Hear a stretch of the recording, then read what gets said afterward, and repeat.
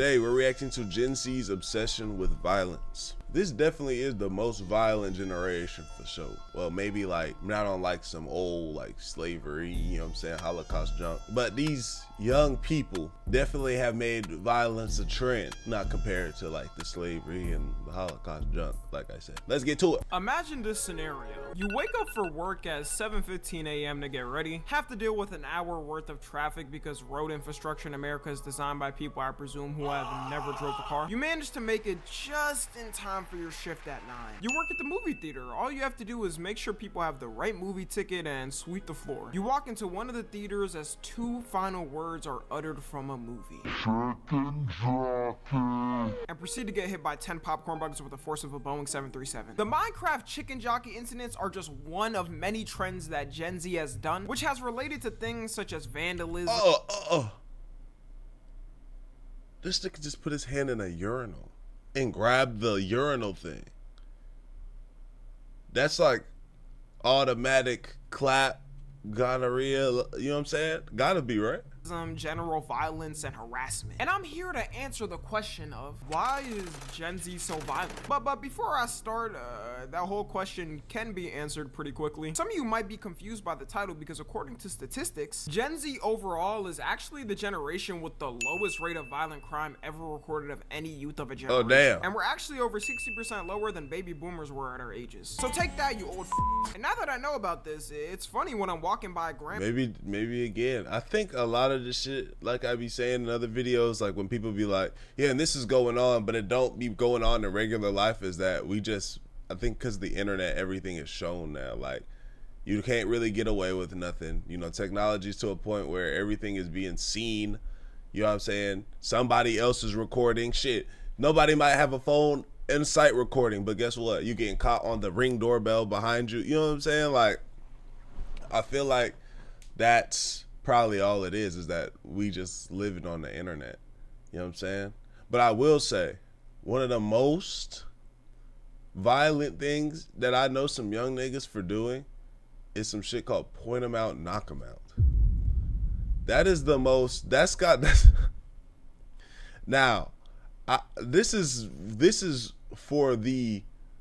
game was for the lowest of the lowest.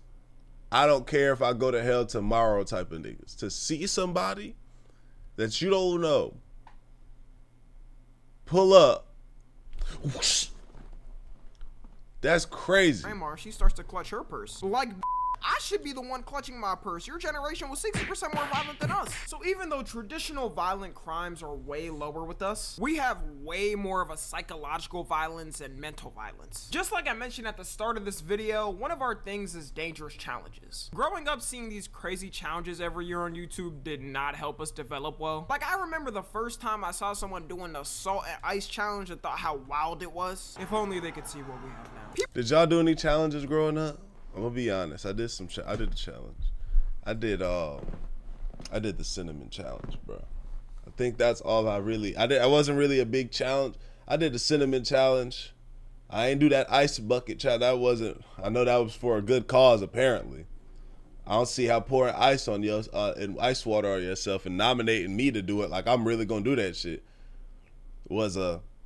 but you know. People were intentionally burning their skin off for views and likes. And when you're a kid, you soak up things like a sponge. Because I don't know why, but my friends in the neighborhood gathered around to do it and see who could last the longest. They tried to offer me to join in. Like, I like my sexy caramel skin being intact. I'm good off that. So us growing up with this mentality, of course nowadays we're gonna come up with dumb challenges and try to do it for views, which the Gen Alphas shall grow up and carry the tradition on after us. But on TikTok for us, it's gotten notably worse. I don't know if it's just because TikTok can generate easy ass views for almost anyone. Usually the challenges back then were absolutely brain dead, but at least it was just harming yourself. The next stage we've reached is harming others. The time I visibly remembered things starting to change was with the Devious lick challenge.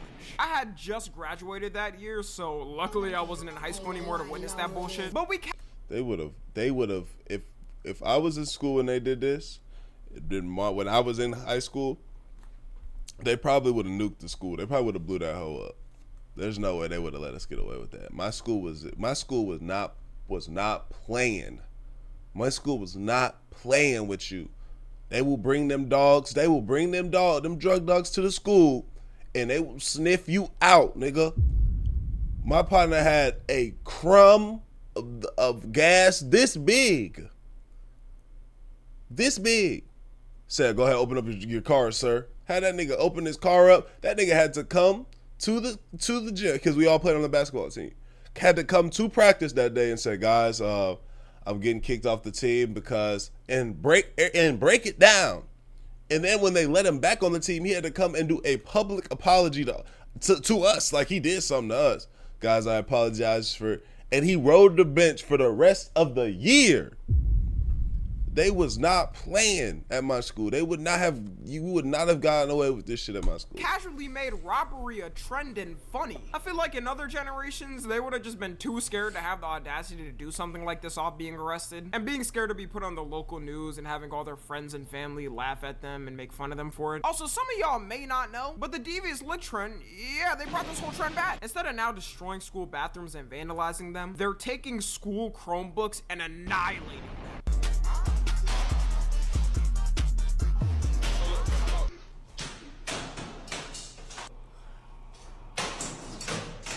I guess. I mean, yeah,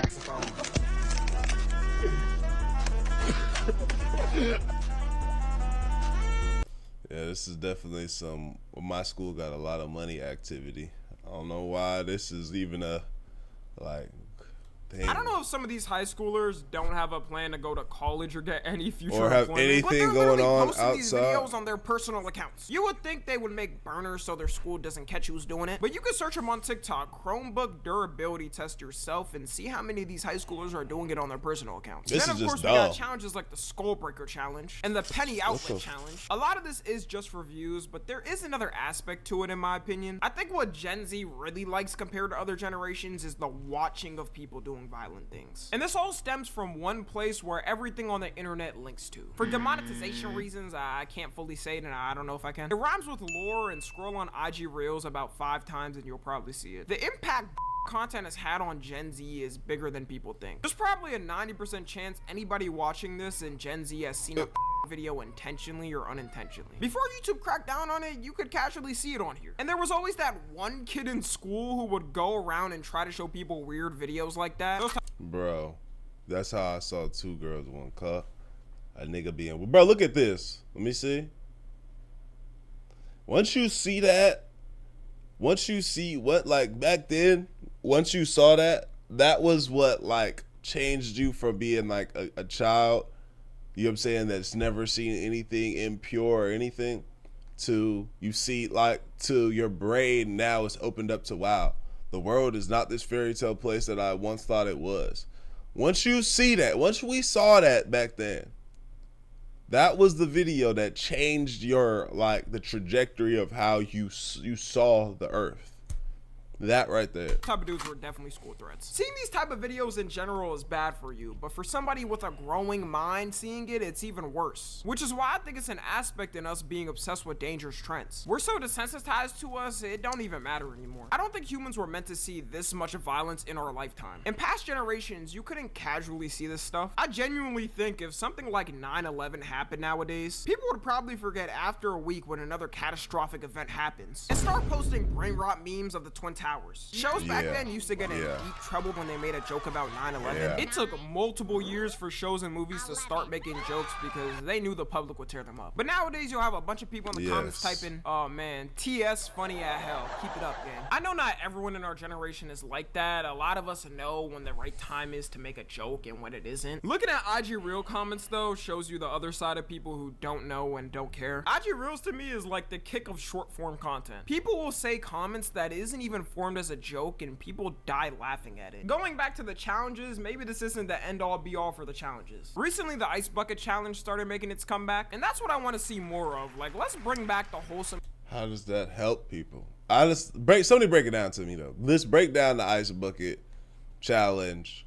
Like, what does that do for the people that are in, like, for, what is it, ASL? What is it, y'all? What does that do for them? Well, when we pour the water on us, is it symbolize something? Is it, I know it raises awareness, but what does it do though? Some challenges on the internet. What's the Our relevance? generation's obsession with serial killers too is also a weird thing. The fact that serial killers be having lines of women ready for them is such a weird concept to me. That's I always just been want happening, though. just once for them to be released and manage to marry one of these fans and have all the fangirls with the Pikachu shock face when he ends up stabbing her while she's sleeping. I don't know what they think is gonna happen, but it's not gonna be a honeymoon. One notable incident from our generation of this serial killer obsession we can't forget is Jeffrey Dahmer. Specifically when the show reenacting his life released on Netflix. You see, Jeffrey Dahmer already had fangirls back in the 90s when he first got locked up, sending him all their money and gifts and their nudes. Sending a gay man your nudes as a woman has got to be the biggest intentional airball of all time. I would say a majority of Gen Z did know about Jeffrey Dahmer, but a lot of people didn't. So when Netflix released this show and it went #1, he got introduced to a whole new generation on the mainstream. And as they always say, that's what I found out about him. TikTok was flooded with simp edits for him. They took no time immediately making edits of him on TikTok. You didn't know.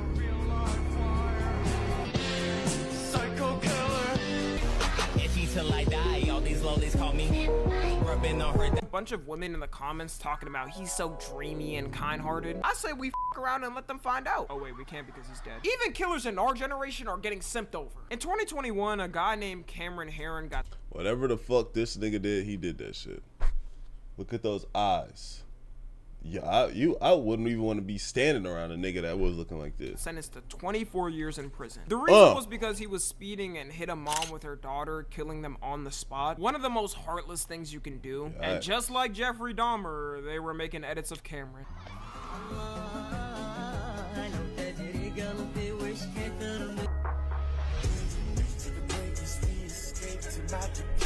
Got 22,000 signatures on it. I'm not gonna lie, I don't ever want to hear women say men are more down bad when like this exists. Would men do the same if a similar thing happened with a woman that looked good? Absolutely, 100%. It'd probably be actually double the amount of signatures. But that shows we're really equal for real. Gen Z just likes to obsess over any danger in any aspect, like music too. Bro, I'll never forget when every rapper started rocking a shiesty in 2020. Everyone and their mother were running to the store to buy them. The shiesty hit the social media. Them hoes sold out at one point.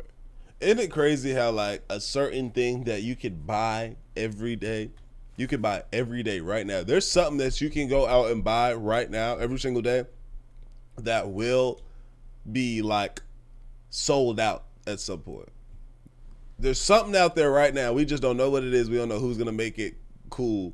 But there'll be a time at some point again where we're going to have to be like, oh man, they always had them. And you go out there and them bitches is gone. You know what I'm saying? Nigga, the most recent thing I got to say was Asics and New Balances. Bro, them hoes at one point were sold out even on the Asics site. It's gotten better now. I think you can go get your shit for $100. You ain't got to pay the $2 something for Asics no more.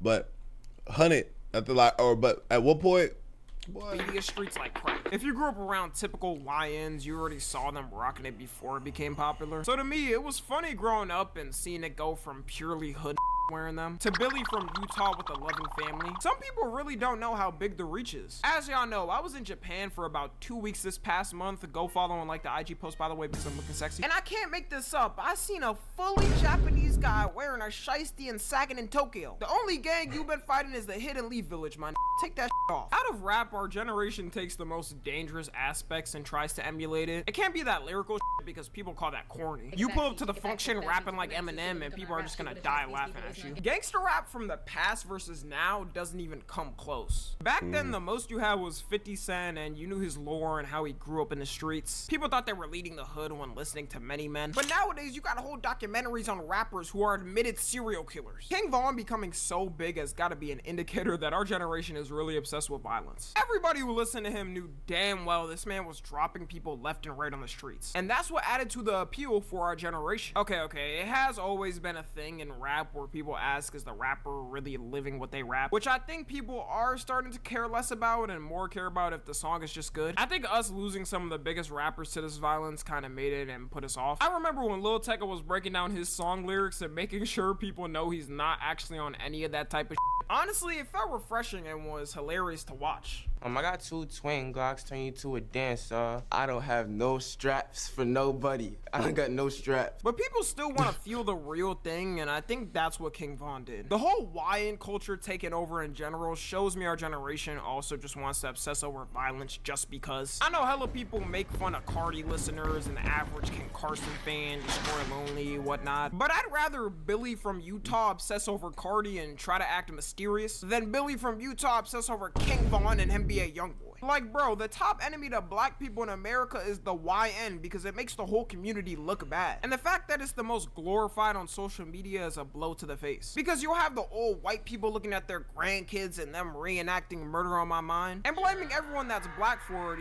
even though most black people don't even like them either. I just imagine them waking up one morning and seeing their bundle of joy in their front yard recording a music video like this. I need to watch a video on this young nigga right here. This is just crazy. He got money too, like what? Yeah, you do nada. Yeah, you do nada. Nada thing. Yeah, I keep my head level headed, walking through the rain. Walking through the rain. You won't understand how I fall liquor on this fucking chain. Yeah, I try to sneak and put my hoodie up and bust a flame. I remember walking, taking buses, now I'm on the plane. You had your So anyways, that's everything overall. Let me know how violent y'all are in the comments. Follow me on Twitter, Instagram. Oh man.